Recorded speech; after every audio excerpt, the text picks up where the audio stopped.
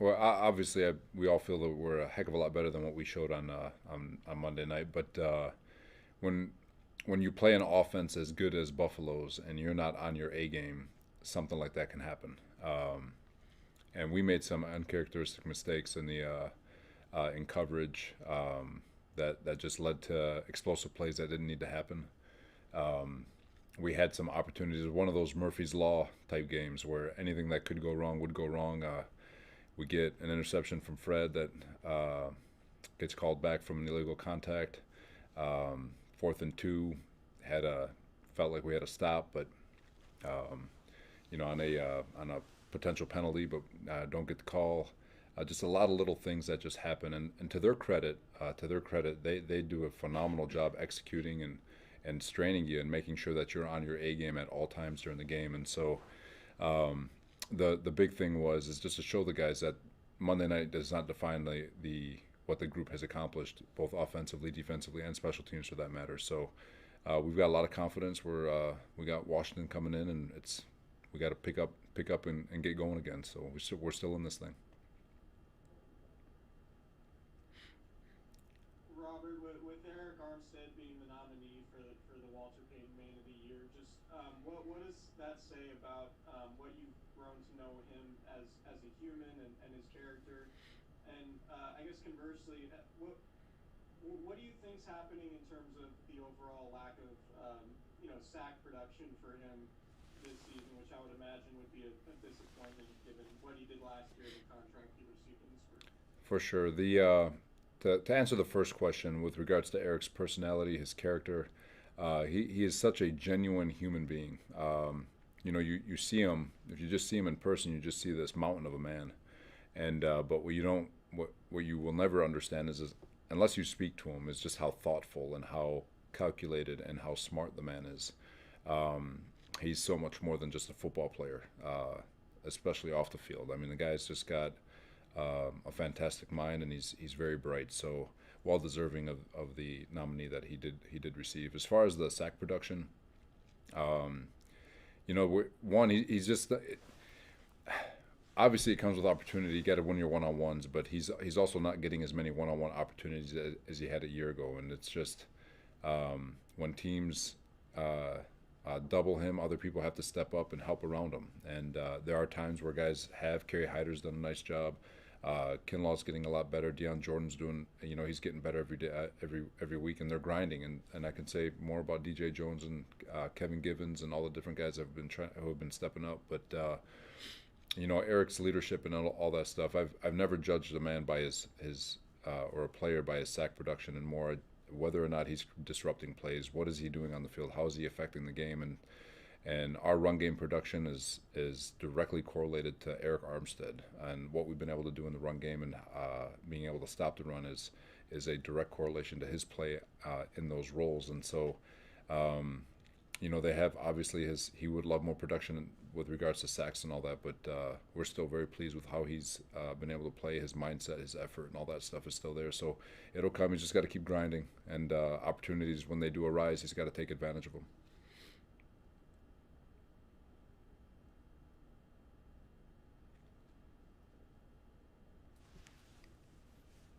Robert, what are the challenges going forward to facing Washington this week? Washington, you look at their overall numbers and it could fool you. And I know I'm not. You guys, you guys can look it up yourselves. But when Alex Smith took over as quarterback, since the day he took over, I think it was 4 or 5 games ago, they're one of the top 10 offenses in all of football. Yards, points, just overall production. They are playing at a very, very, very high level. Their skill guys are challenged. They're starting to understand what Scott's asking of them from an offensive perspective, and so it's a good one. They're going to be a challenge. They're a lot. Alex Smith, obviously at quarterback, he's doing just a really nice job of getting the ball to everybody, getting the ball in and out of his hands, being quick with his reads, being accurate. So it's it's gonna be a challenge. I mean, it's a good offense. It's an underrated offense for sure. When Smith was here, he was referred to negatively as Captain Checkdown, meaning that he would take whatever would give him. What's your take on that style of quarterbacking, which might be characterized as careful, cautious, not throwing a lot of interceptions? It's well, you want to be aggressive. Obviously, you want to explosive plays are such a big part of football. It's very hard to go right down the field 10, 12, 14 plays, whatever it is, and then score touchdowns on a consistent basis.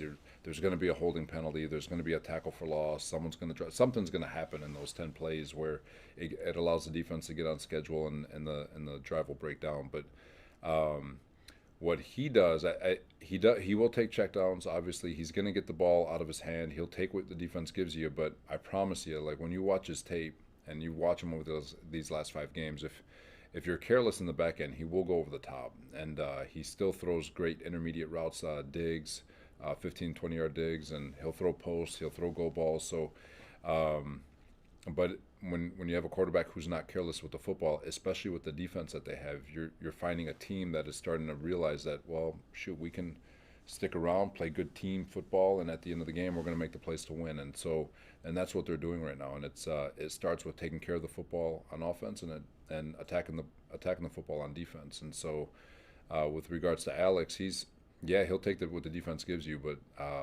he'll still take his shots and make you pay if you start getting careless and aggressive.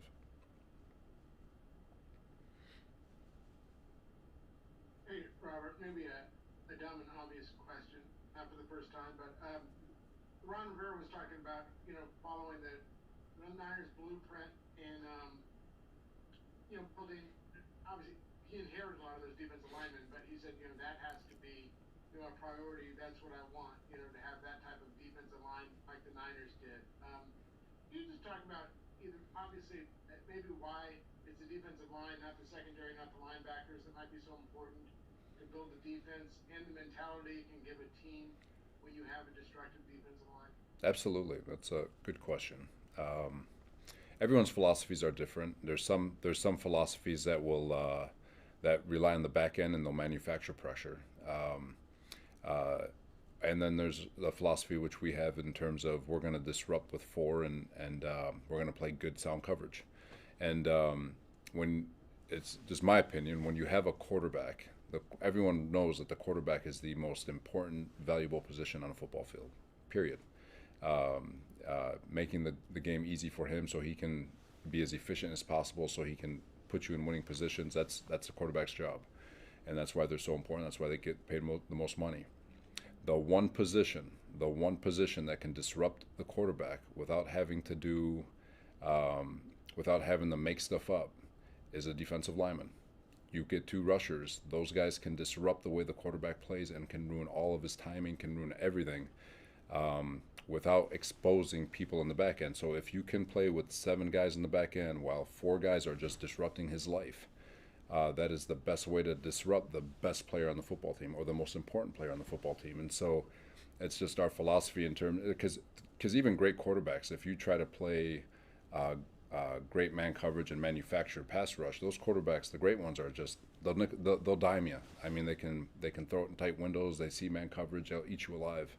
But when you've got a 4-man rush that doesn't allow routes to develop, where routes, it takes a second hitch for a route to come open, and you've got a D lineman who can win a one-on-one. That's why you look at all the great defenses in this league have people up front who can absolutely just bother the quarterback. You got the Rams who are doing a phenomenal job. Their scheme is very, very sound, and then you've got Leonard Floyd and Aaron Donald just wreaking havoc in there. And last year with our D-line, back in the Seattle days, you had Cliff Averill, Michael Bennett, Chris Clemens, Bruce Irvin. Arizona, when they were rolling, had Chandler Jones rolling. So just go through every great defense in football. Chicago Bears, when Vic Fangio had Hicks and Khalil Mack and Leonard Floyd. It's the front drive. The front is the best way to disrupt the quarterback without having to get too careless or too aggressive, and so you sit back and you let you play a good sound coverage, and those guys on the back end, when they know how to play sound coverage and they take away throwing lanes and they position themselves where they're supposed to, and you allow those front to get after the quarterback. If he has to hitch more than once, it just makes people pay. And so that blueprint, it's a lot easier said than done to create that blueprint, because there's so much draft capital and so much money that has to go into it. But still, there's nothing better for a defensive front than our defense than having a front like Washington has with all those first rounders. Robert, this is kind of a natural follow-up to Eric's question, although probably not as good a question. When you get in a situation where maybe that front four isn't able to generate the pass rush the way you want, perhaps like the other night, what kind of a bind does that put you in as a defensive play caller in terms of what coverage you want to play behind it? Well, it's when you try to you for us, we try to create a lot of one-on-one. So if it turns into a one-on-one game, because if you go back and watch the game, we were sending some pressure, and at that point you want to do something, try to puncture the line, try to create push, do something, and it just for the whole entire group from front to back, and even myself, we were just a step off, and but it's not the worst thing in the world to always want to pressure, but the more aggressive you get, high risk, high reward. It's the more aggressive you get, the more likely are you to give up explosives, like we just talked about with Alex. It's explosive plays create points, and the more you pressure and the more you expose guys to one-on-ones in the back end, the more you're exposing yourself to explosive plays. And so you've got to be selective in how you do it. Some people are a heck of a lot more aggressive, and they've made a heck of a living doing it, and some people are a heck of a lot more conservative. And so there's a million ways to skin a cat. It's all philosophy and how those guys, how the back end and the front is all constructed, so that way you can function as a team. And so in those situations, it's not necessarily that it puts you into a bind, because it's still part of the chess match and trying to create the things and keep the coordinator, offensive coordinator, and quarterback off balance. And on Monday it was one of those dial-in offense type plays. It just seemed like everything was working for them. So. Two more, please. That was an incredibly eloquent ode to pass rusher just a minute ago. It seemed though against the Bills that your defensive backfield had some problems covering Cole Beasley and Stephon Diggs. Now you got Terry McLaurin coming in. How good is he, and how much extra attention will he require from your defense? They've got some good ones, and the back is really good. Tight end's really good. McLaurin, they're very talented. And that's the thing, is that I don't think people give that skill group enough credit, because they look at the raw numbers of what they've done all season and like, well, these guys aren't any good. But Alex is getting them the ball, and they're showing how good they are, and so they've got our full attention. And obviously we've got to do some things to make sure that they don't kill us. But it still comes down to, football is always about it's a one-on-one football game, and as a football player, you can never ask for anything more than a one-on-one football game. And so when you get those opportunities, whether you're in the front, the back, or at the linebacker level, you should savor and cherish those one-on-one moments, because that's your opportunity to go dominate. And so it's our job to find ways to create one-on-ones with leverage, always with leverage. But at the same time, it's going to be a challenge. They've got some pretty good football players that I don't think the league really is giving enough credit to. Going back to Eric Armstead as the Walter Payton Man of the Year nominee, we've seen him this year really use his platform. He starts his media session bringing attention to an issue of social justice. How have you seen that really trickle down and influence his teammates on the defense and beyond? I apologize. I missed the first part of the question. I'm sorry. That's okay. You're forgiven. I said going back to Eric Armstead as the Walter Payton Man of the Year nominee, he's really used his platform. When he talks to us, he always brings light to an issue of social justice. How have you seen that trickle down and influence his teammates on the defense and beyond? I think it's a tremendous influence. I think he influences his coaches too. I think he influences people in general. He's a lot of people forget that these are 25-year-old men, and they're still scratching the surface on life. And Eric is an old soul, for that matter. And so he's, you get guys like him and Sherman who are ahead of their years with regards to just life. So they're further along than their age will tell them. I mean, I know what I was doing at 25, and keep that quiet, but it's just, they're tremendous influences, not just on their teammates, but on everybody in the building, on everybody who follows the Niners. They're just Eric is a like I said, a very thoughtful, very smart, very calculated man, and he's very aware of his surroundings. He's not just a football player, and you can get into any kind of conversation you want with him. He is a very unique individual in that he is as bright as he is, and with the skill set that he has. So. Thank you, Coach. Yep. All right. Thanks, everybody.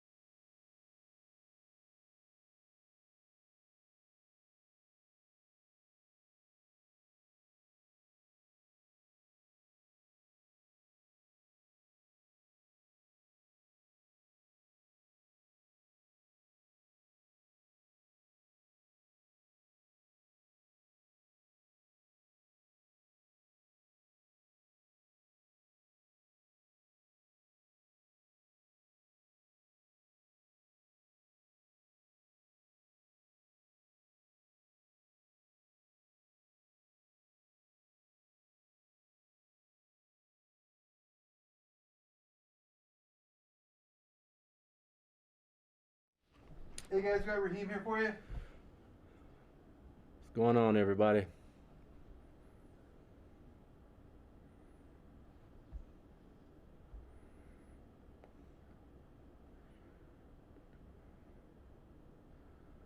Hey Raheem, you were only on the field for 27 snaps. Is there any health issues, or is it just kind of the way the game unraveled? I would say just the way the game unraveled.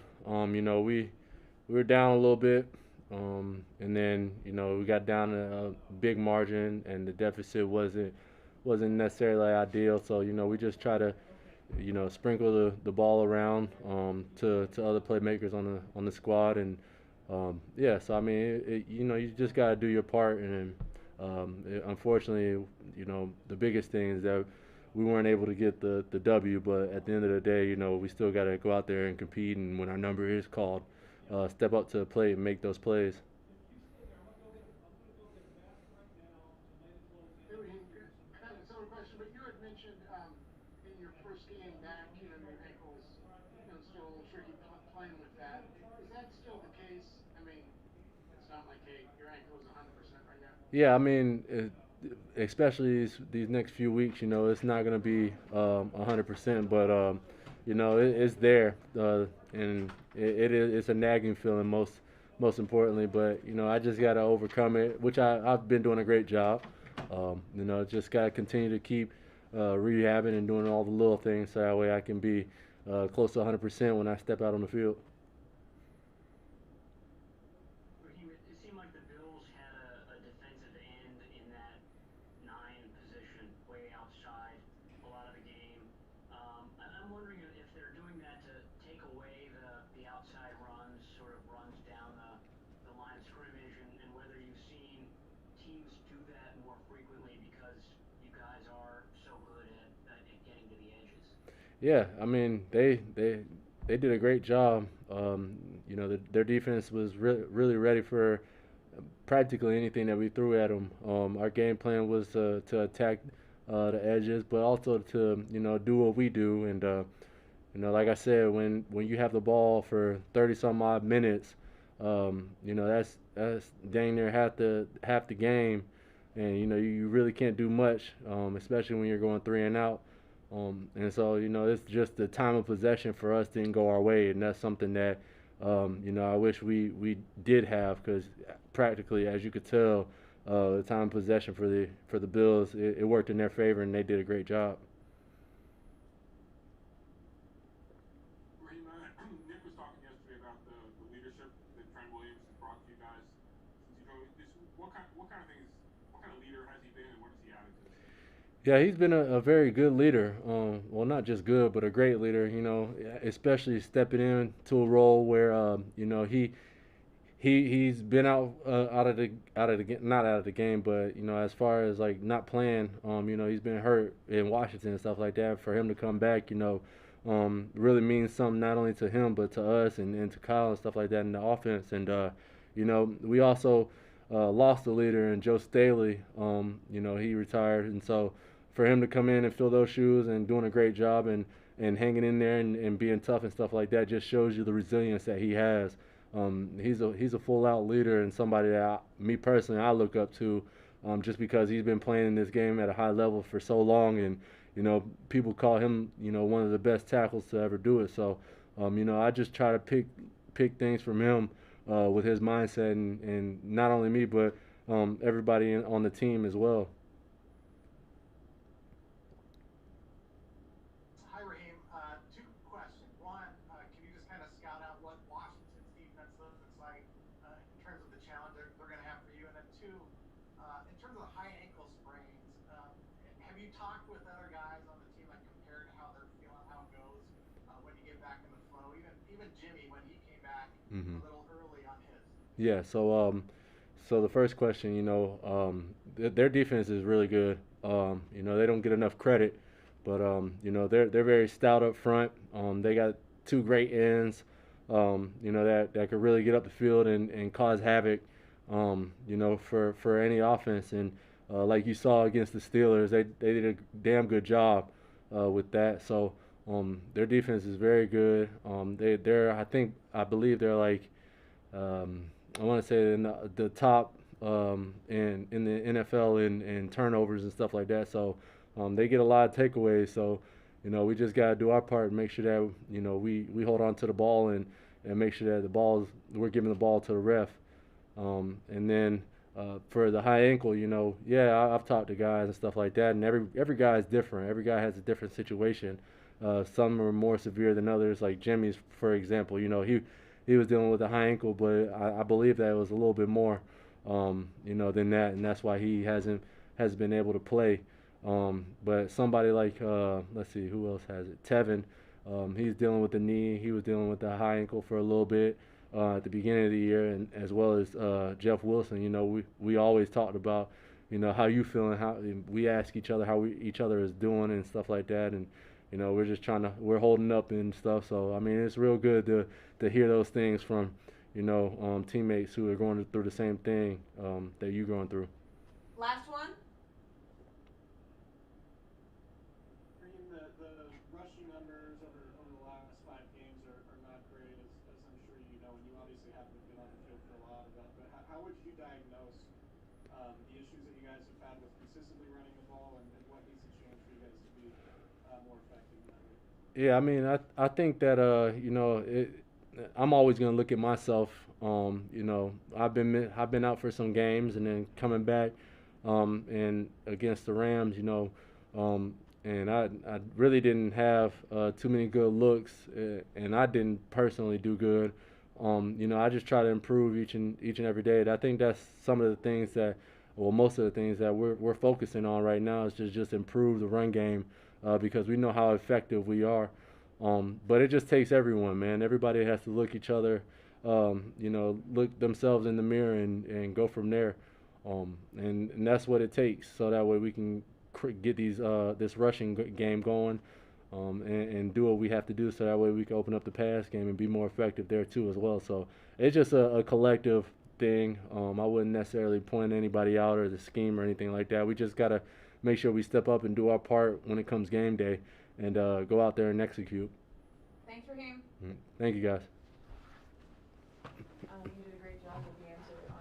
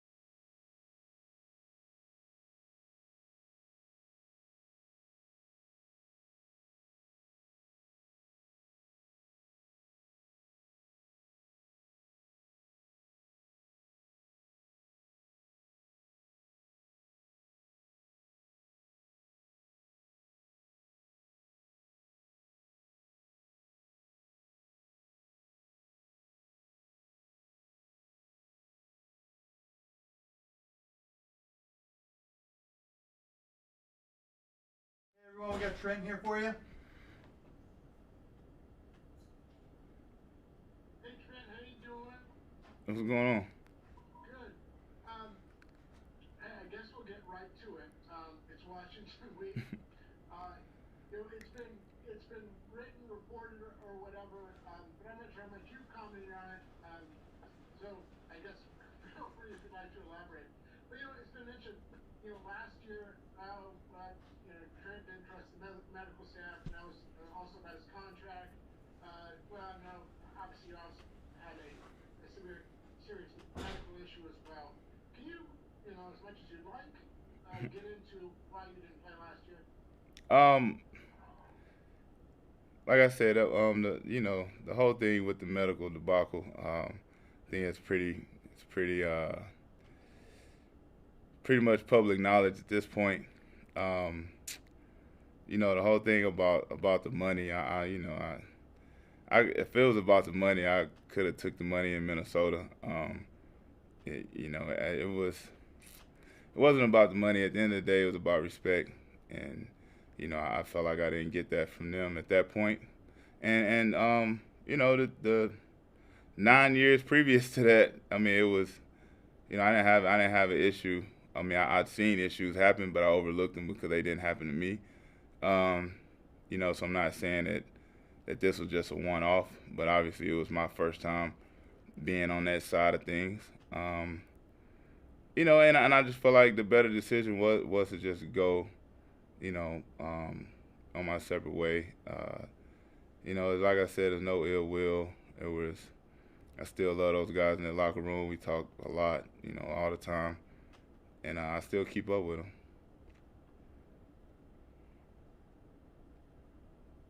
Trent, playing them this week, does that stir up any feelings or emotions in you? And if so, what are they? Nah, I don't really have. It's difficult, man, because I didn't have an issue with those guys in the locker room, and actually those guys in the locker room supported me from day one and to now. They never wavered.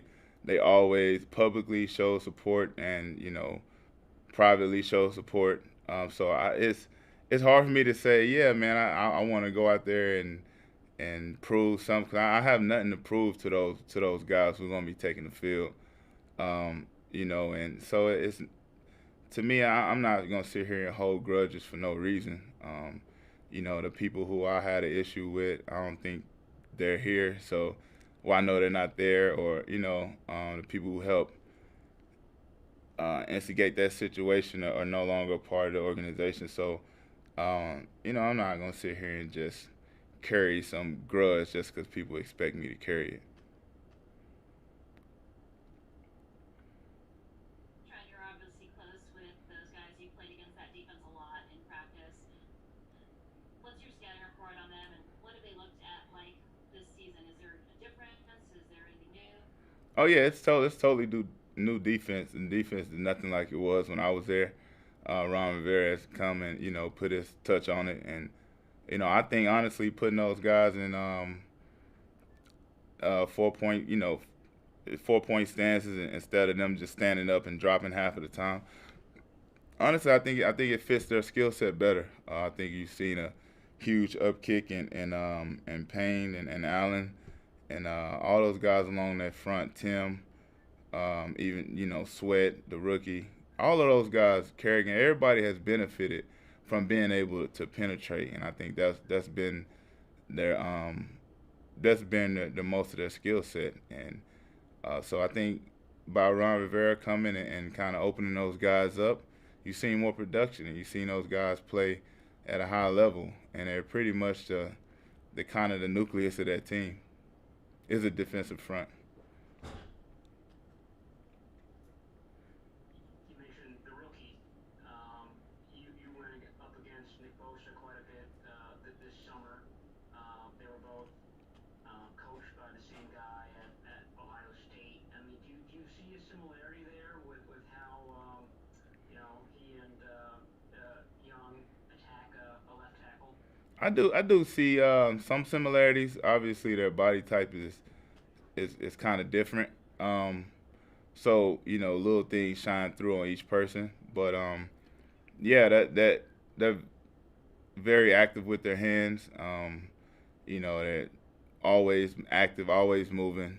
Not an easy target to hit. And Chase has just got a lot of athletic ability that you can't teach, and it's literally just the gene pool lottery. And I think he's going to be a heck of a player in this league for years to come.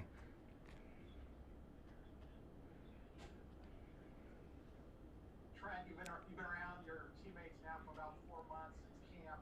Have you gotten a pretty good feel of, I guess, where you would fit in this organization long term? And when you redid your contract, I think over the summer, it's true that you can't be franchise tag next year. Yeah, so I think to answer your first question, I think I fit right in. I think this coaching staff, the guys in the locker room, I think that they're all a pleasure to work with. It's been a heck of a ride. Obviously, it hadn't went the way we expected it to go, but I definitely feel like I fit in here. I think this offense is tailor made for guys like me, and I think this team is built to compete and compete for years to come. I want to compete. So to answer your first question, yeah, I definitely think I'm a good fit here, and yeah, it was work where I cannot be franchise tagged.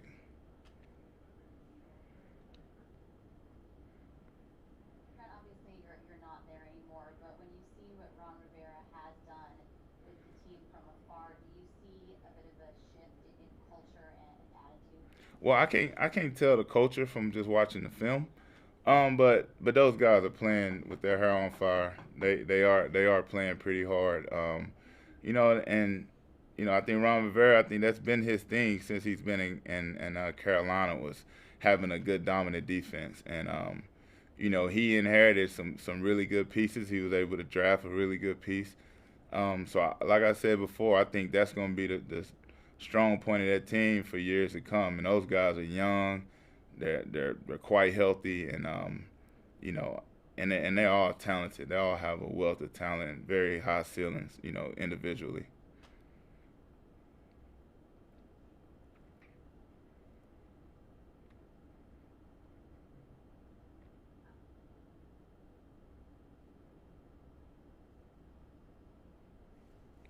Go ahead, Les. Hey Trent, it's good to see you again. Hey, what's up, Les? How you been? I'm good. Feeling okay? Yep. I wanted to ask a little bit about what you thought, maybe now that it's all over, what your legacy would be here, what you want it to be here. I mean, it just depends on who you ask. If you ask people who kind of kept up with the situation and knew, they'll probably appreciate the, you know, 7 Pro Bowls that I gave them while I was there. If you talk to people who kind of just, don't know much about the situation or just want to be negative, then they'll probably tell you I betrayed the team. So it just all depends on who you ask. But for me, my goal was to be a good teammate and to put good product on the field.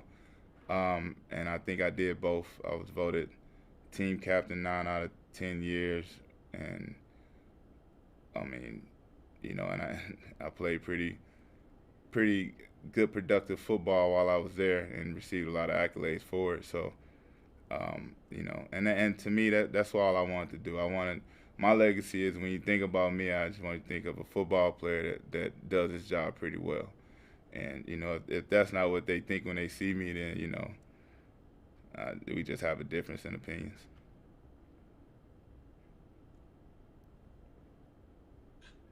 Hey Trent, Raymond Walker. It's nice to see you What's again. up?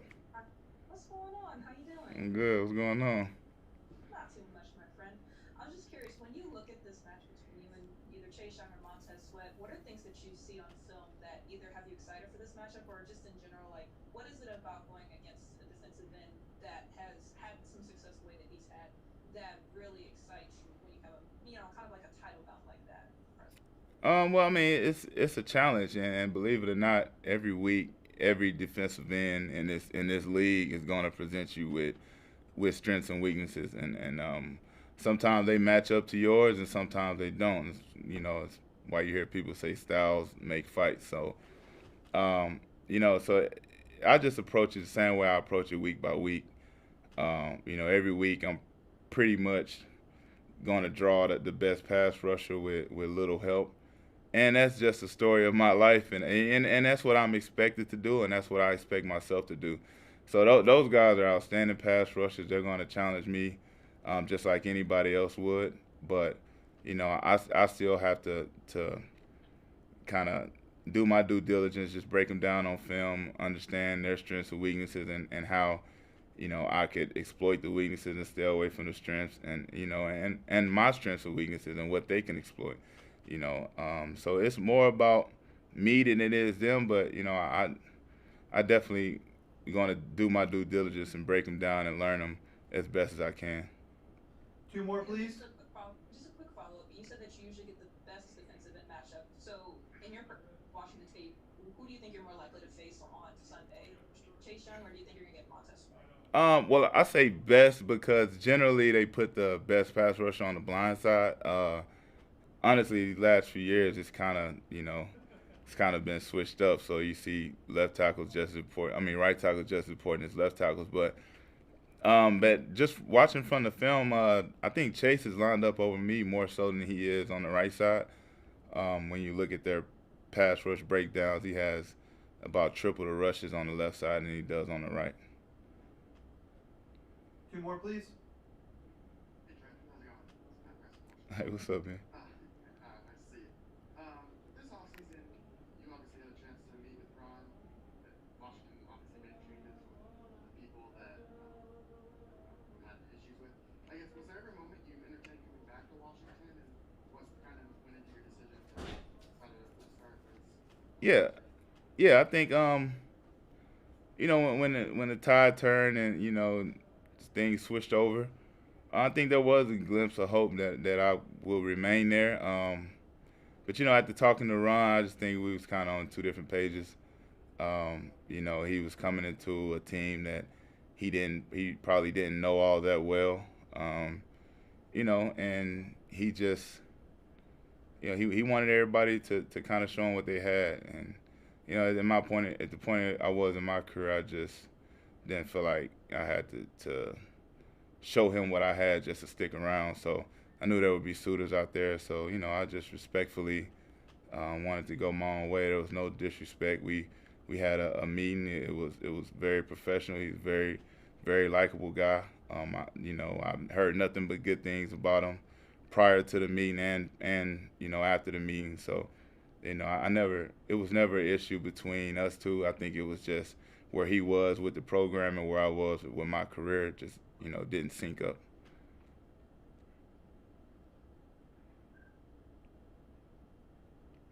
Hey Trent, John Kime, how are you? Hey, what's up, John? I hope that locker's staying nice and clean out there. Well, we in a hotel now, so I really ain't got a locker. I got a chair and a table. There you go.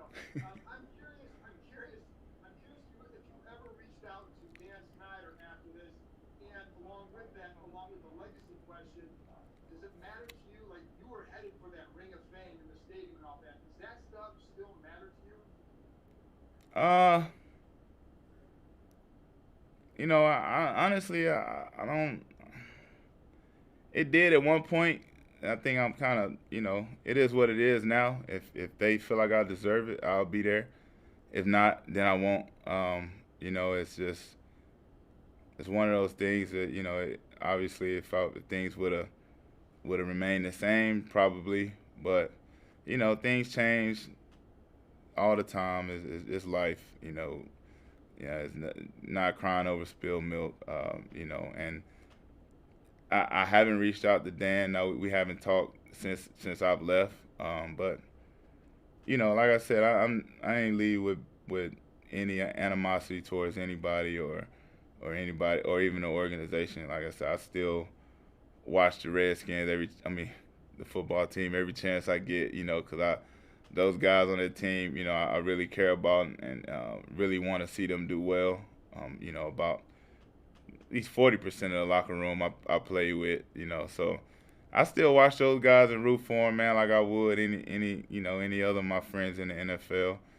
And, but I'm a San Francisco 49er now, and I think, my goal is to try to end up in a Ring of Fame, and so hopefully, Washington decides to put me in there or not, it doesn't matter. I can string together a ring worthy ring ceremony, string of seasons to where I'm, kind of worthy of it here. I guess that's the only thing I can do. Thank you, Trent. Yep. All right. Good to see y'all.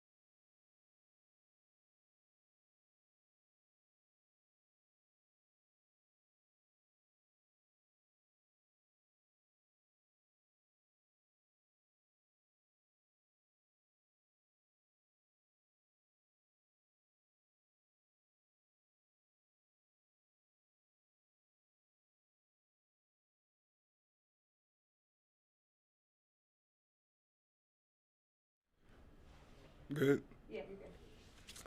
How you guys doing? I didn't have an opening statement prepared today, but I did want to talk about some of the things that led me to start my nonprofit, Armstead Academic Project, and some of the facts that I learned throughout the years about educating our youth that has piqued my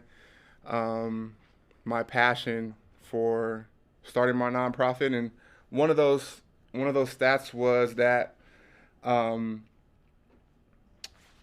children who are not reading proficiently by fourth grade are 4 times less likely to graduate from high school on time, and that will hinder their chances of living a happy, healthy, and productive life. And once I learned that, um, that really piqued my passion for trying to ensure that kids have the opportunity um, to get a good education, and also that in getting a good education, they'll have a opportunity at life. And I didn't like the fact that kids' lives were being determined at such a young age. Fourth grade is such a young time in kids' lives, and um, you can have a big impact early on and change that trajectory of where they're headed in their future. So I did want to talk about why I started my nonprofit, and why those things are important to me before I answer questions. So if anybody had anything else for me, go ahead. Eric, in thinking about why you started the nonprofit and all you've done in the community, how much does it mean to you to be nominated as the Walter Payton Man of the Year? It's amazing. It's real humbling and honoring to be a part of that group, and to even be a finalist. And I feel really great about it, because not you don't always sit back and I'm a person that just does, and I don't really sit back and uh, think about really what I have done or what I have accomplished. I just try to find ways to do more. And when you're honored in that way, and being a nominee is great for me, and it puts things in perspective for me. And I get a small chance to um, be honored and humbled, and think about some of the things that I've done in the past. Just kind of how my brain works. I'm always thinking about what I can do more and how I can be better. So in that moment, it's really cool to kind of sit back and um, think about some of the things I've done, and some of the people I've helped, and the people who have helped me along the way accomplish those things and help others. So that was pretty amazing. Eric, on the field for you, how do you think this season has gone, and is there disappointment, just I guess in the overall sack production, given the level you set for yourself last year? Yeah, this season, I mean, definitely, disappointing in terms of, various things. I don't think team wise, I start there. Uh, Obviously, with our record and where we're at is, we wanted to be better and win more games. And personally, um, I wanted to be, more productive and make more plays and help my team in more ways. And you know, you just try to find ways each week to be better, and continue to work on your game and work on as a team to become a better team week in and week out. And that's the same approach I take as a player, is to I'm my biggest critic. I'm hardest on myself more than anyone, and I want to be uh, better at what I do each week too. So that's the approach you take, and just find ways to get better, and as a team and as a player individually. Eric, what are the things that you think have maybe contributed to you not being able to produce as much as you would have liked so far? I mean, in terms of um, in terms of getting sacks, I mean, there's various things that go into that. Uh, Game situations that arise, and opportunities that arise throughout a game to get a sack or be in a position to get that stat is, that's a game by game basis depending on how games go.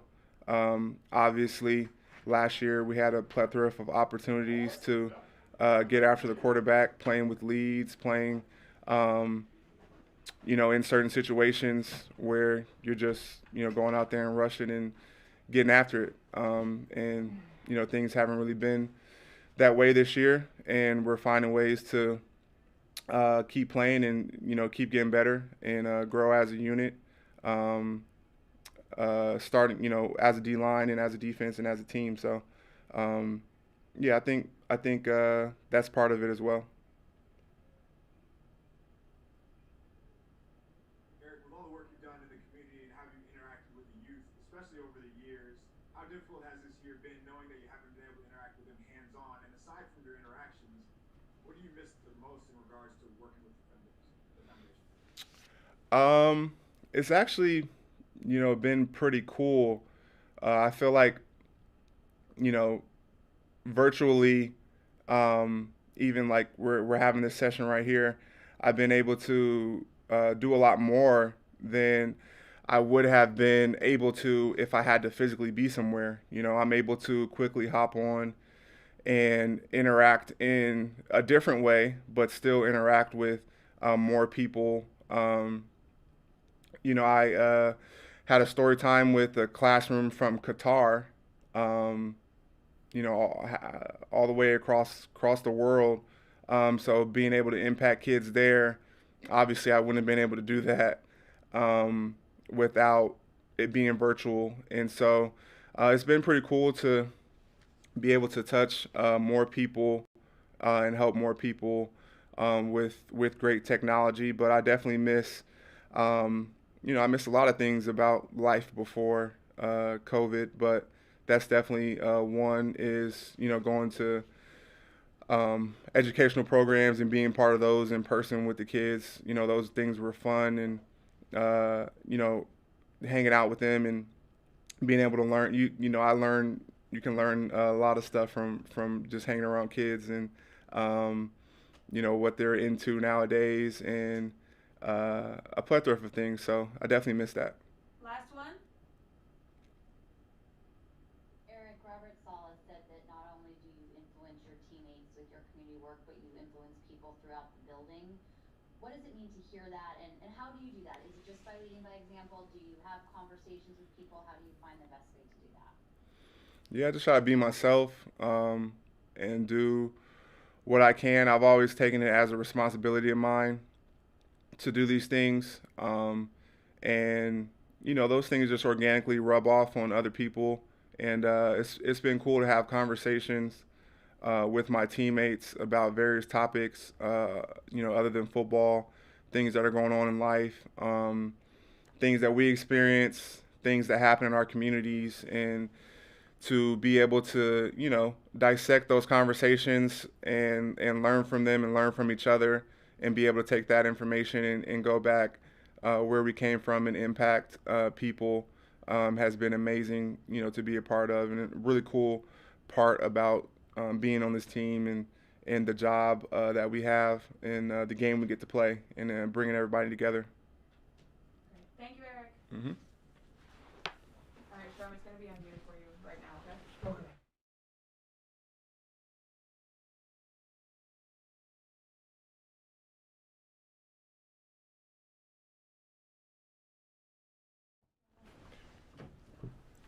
Hey everyone, we got Richard here for you. Oh, look at Cheese. You're doing it.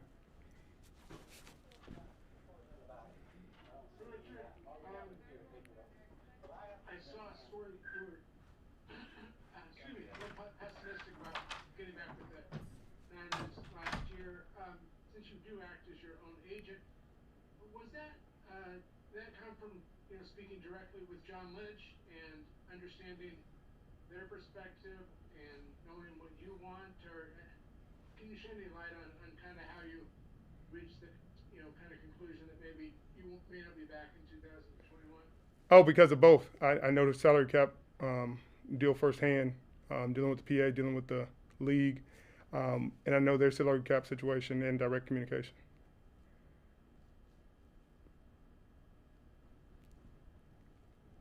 Richard, we're just talking to Eric. He's the Walter Payton Man of the Year nominee. You've obviously been very involved in the community throughout your career. When you see a young player getting involved and doing so much, what does that do, and how has he influenced your teammates? Man, I mean, it's not about how he influenced the teammates. It's just about how special he is as an individual. It, I think some people get confused, saying, hey, man, he's an NFL player. He has to be active in the community. He has to do this. He has to. Nobody has to do anything. We're just normal people who play professional football. The fact that he takes time out of his day to read to the kids, to create opportunities, to make people more aware about social justice issues, that's something that he personally takes pride in. And I think it goes a long way in just being an example for the young guys, an example of somebody who can do more, who can aspire to be more, and you can aspire to be like. And I think it does influence guys to try to do more.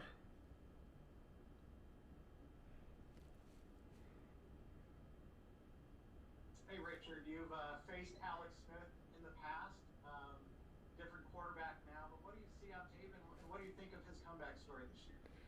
Yeah, it's been a few years, but yeah, I have faced him in the past, and he looks really similar to the way he did. He makes great decisions. He gets the ball out fast. He's very efficient. But I'm incredibly excited for his comeback. I mean, he had that gruesome injury. Everybody knows the story, and for him to come back and show the confidence, and there's so many people who are like, he didn't need to come back. He didn't need to. And sometimes, it's about proving something to yourself more than anybody else, proving something to your family, proving, that you can do it. And I think that's what's really special about this. He's proven that it can happen. I think it's really inspirational.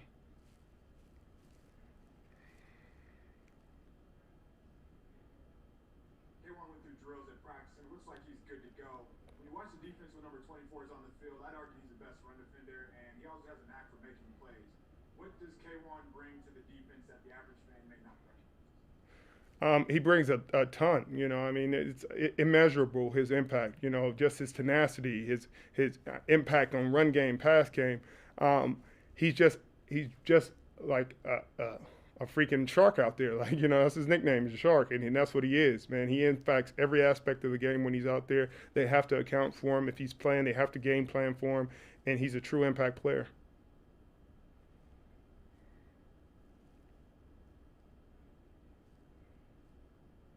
Richard, I'm going to go back in. Just given the fact that the salary cap is, it is somewhat of a fluid situation. Obviously, it is going to drop. But have you completely shut the door, or do you see an opening there, or a way that you could get back? Like I said when I had the conversation, if there's some miracle that happens, then sure, there's an opening. But there's 40 free agents, and they'll probably have 30 million or less in cap, and they got to bring back Trent, who costs over $20 million. They have to pay Fred, who costs 18 million plus a year. So anybody who knows the situation understands that.